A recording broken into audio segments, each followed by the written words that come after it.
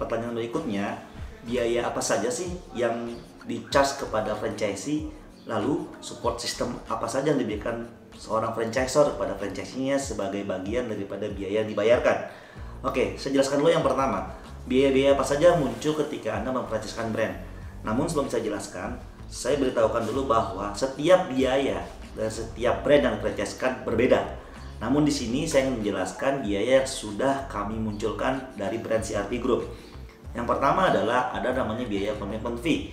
Commitment fee ini tujuannya untuk ngeblok dan membuat komitmen sebagai franchisee bahwa dia serius ingin franchise brand kami.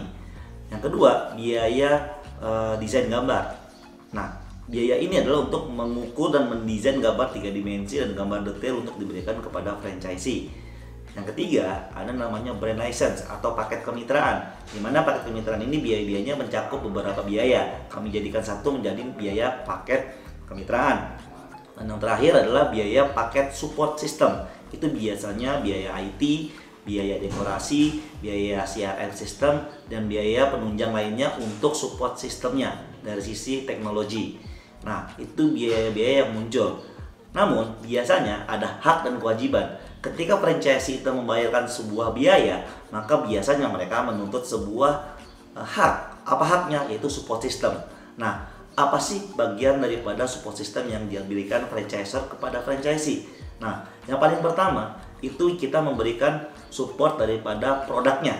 Kenapa? Karena yang memiliki produk kita, yang memiliki bahan baku kita. Jadi pastikan kita sebagai franchisor memiliki produk rahasia yang diberikan kepada franchisee, di mana seluruh bahan bakunya diorder ke pusat sebagai franchisor.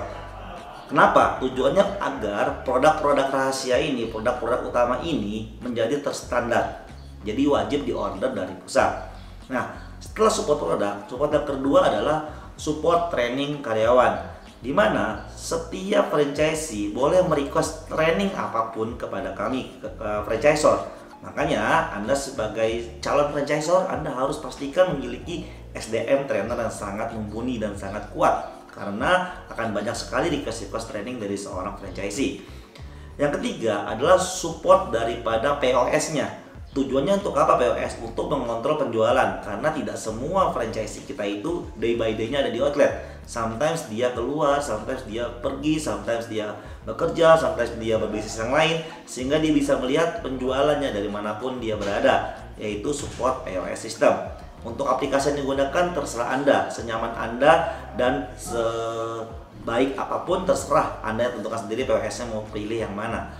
Nah, berikutnya support yang keempat adalah ERP system. Apa itu ERP system? ERP system itu adalah suatu sistem untuk franchisee order bahan baku ke pusat, agar nanti tujuan akhirnya adalah bahwa produk yang laku dengan produk yang diorder dan dengan stok yang ada di outlet itu saling balance atau tidak, sehingga bisa dicek apakah outletnya efisien atau tidak, sehingga bisa dicek apakah pembelian dengan penjualan seimbang atau tidak. Nah, itu ERP system. Lalu berikutnya adalah support marketing dan branding. Nah, ini yang paling penting. Sebagai seorang franchisor, Anda harus memiliki SOP marketing dan branding yang baik dan terpusat. Jangan sampai setiap outlet melakukan branding sendiri-sendiri, yang pada akhirnya membuat tidak terstandar program dan marketingnya. Untuk itu diperlukan support terpusat untuk mengenai marketing dan branding dari pusat, serta promosi atau partnership yang lain. Pokoknya urusan dengan branding, promosi, dan marketing itu semuanya harus tersentralize. Lalu bagaimana jika franchisee ingin melakukan promo sendiri di outletnya? Boleh, dipersilakan, tetapi wajib mendapatkan izin, dan seluruh desainnya juga wajib dari pusat, agar seluruh tampilan dan bentuk daripada promosinya itu standar dan bisa dikombinasi dengan promosi-promosi yang dilakukan secara korporat di pusat. Nah, support berikutnya setelah marketing adalah support daripada operasional. Kenapa? Karena yang paling baik melakukan operasional adalah kami sebagai pemilik brand.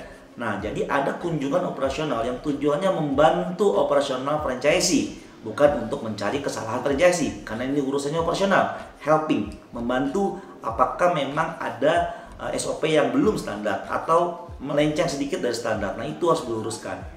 Nah, Support berikutnya adalah audit. Kenapa audit? Karena terkadang franchisee ini itu mereka tuh sibuk di luar, sehingga mereka terkadang tidak sempat mampir ke outlet. Nah, tugas kita membantu si franchisee ini untuk mengaudit karyawannya. Apakah karyawannya melakukan penipuan bahan baku? Apakah karyawannya melakukan upgrade harga bahan baku? Apakah karyawannya melakukan permainan di gramasi? Apakah karyawannya melakukan penipuan dari hal lain? Itu semuanya harus diaudit oleh tim kami. Tim kami akan membantu mitra-mitra untuk mengaudit outletnya sendiri. Tujuannya dua sisi, satu sisi untuk franchisee-nya, satu sisi untuk kaminya, agar seluruh standarisasinya terjaga. Lalu support berikutnya setelah operasional adalah support daripada sistemnya. Tadi yang pertama sudah ada POS. Nah, yang sistem yang kami maksud adalah untuk CRM system. Bagaimana proses sistem untuk membangun engagement dengan customer-nya. Nah, kalau di kami di CRM punya CRM system untuk mensupport outlet kepada engagement dengan si customer-nya. Nah, itu kami ada. Atau loyalty program istilahnya sekarang kerennya, atau point reward, atau apapun yang sifatnya berurusan antara outlet dengan customer outletnya. Apa sih support customer engagement-nya dari pusat. Nah, yang paling terakhir adalah untuk punishment dan reward-nya. Apa itu? Jadi kita harus mereview bagaimana kelayakan dan tingkat standarisasi daripada outlet itu sendiri. Contoh misalnya outlet tersebut melakukan kesalahan, maka kita harus berikan dia punishment. Tujuannya untuk apa? Agar dia tahu bahwa banyak pelanggaran-pelanggaran yang sudah dilakukan, agar dia disiplin dengan aturan main yang sudah kita buat. Karena tanpa adanya punishment, biasanya franchisee itu melakukan sesuatu seenaknya saja. Jadi salah satu support adalah punishment and reward. Lalu bagaimana jika franchisee-nya itu sudah bagus menjalankan outletnya dan mungkin nurut, semuanya standar? Nah, kita bisa berikan reward. Memang harus berikan reward jika memang ada rewardnya berupa apa? Diskon pembelian bahan baku, bisa berupa reward yang lain yang sifatnya untuk outlet itu sendiri. Lalu support yang paling terakhir adalah support membantu efisiensi daripada si outletnya dan profitability dan omset. Jadi kita harus membantu mengawasi omsetnya dan serta profitability dan efisiensi daripada outlet tersebut. Tujuannya untuk apa? Memastikan agar omsetnya dan profitnya sesuai dengan standar dan perjanjian yang awal kita pernah sampaikan kepada mitra, agar mitranya ini happy dan mereka bisa membuka cabang berikutnya. Nah, inilah tujuannya untuk menjaga omset, profit, dan efisiensi mitra. Itu support yang paling penting yang kami berikan. Dan yang paling penting, SDM Anda. Apakah Anda memiliki SDM yang sangat baik untuk support mitra?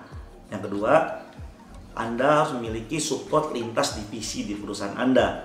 Jadi, pastikan sebelum Anda memfranchise-kan bisnis Anda, pastikan Anda membentuk support system yang kuat dan mumpuni.